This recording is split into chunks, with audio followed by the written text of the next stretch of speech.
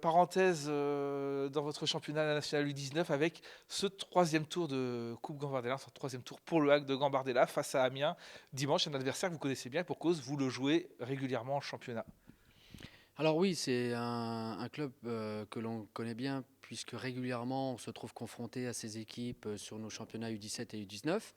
Cependant, je mettrai un bémol puisque la corrélation entre le championnat n'est pas tout à fait la même puisque vous savez qu'en championnat, les équipes jouent avec des joueurs un peu plus matures, des joueurs qui sont nés en 2004 puisque c'est leur dernière année de U19 alors que la compétition Gambardella est pour les joueurs nés en U18. Voilà, donc il faut simplement mettre ce petit bémol. Cependant, il faut reconnaître qu'Amiens travaille très bien en formation. Ils sortent aussi régulièrement des joueurs.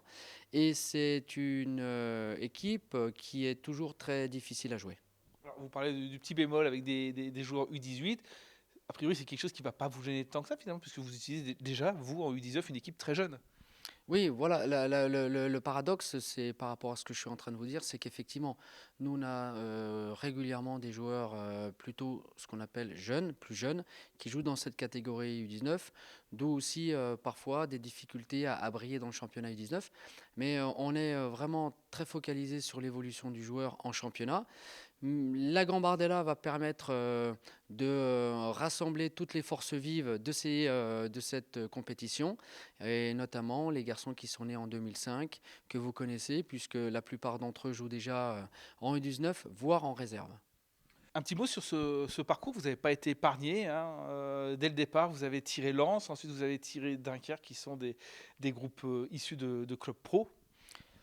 Ouais, bah, c'est comme ça, ouais, c'est le tirage. Pour l'instant, on s'en est plutôt bien sorti puisque on vient de passer ces deux tours avec difficulté, hein. On va pas se remémorer la difficulté qu'on a eu de passer à Lens. Et puis sur un tour où on pensait avoir un petit peu plus de maîtrise contre Dunkerque, il y a des événements de match qui font que parfois les équipes s'accrochent. C'est des matchs à coups près et la moindre erreur peut être payée cash. La preuve en est, on a dû aller au tir au but pour éliminer cette équipe de Dunkerque. Je suppose que vous n'êtes pas plus à l'aise finalement face à des formations, des groupes issus de clubs professionnels. C'est que l'année dernière, vous aviez fait un exploit en sortant le PSG, puis derrière, vous étiez tombé dans le traquenard de Lyon-la-Duchère. Effectivement, c'est toute la problématique de garder une certaine forme de concentration et d'implication, peu importe l'adversaire.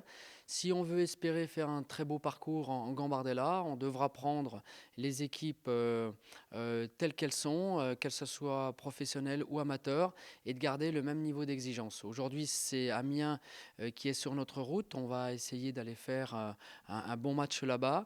On va aussi s'appuyer sur nos arguments parce qu'on parle de l'adversaire, mais on sait aussi qu'on a une très belle équipe avec des garçons en devenir. Donc la problématique, c'est trouver suffisamment de temps pour que ces joueurs s'impliquent et s'approprient cette compétition.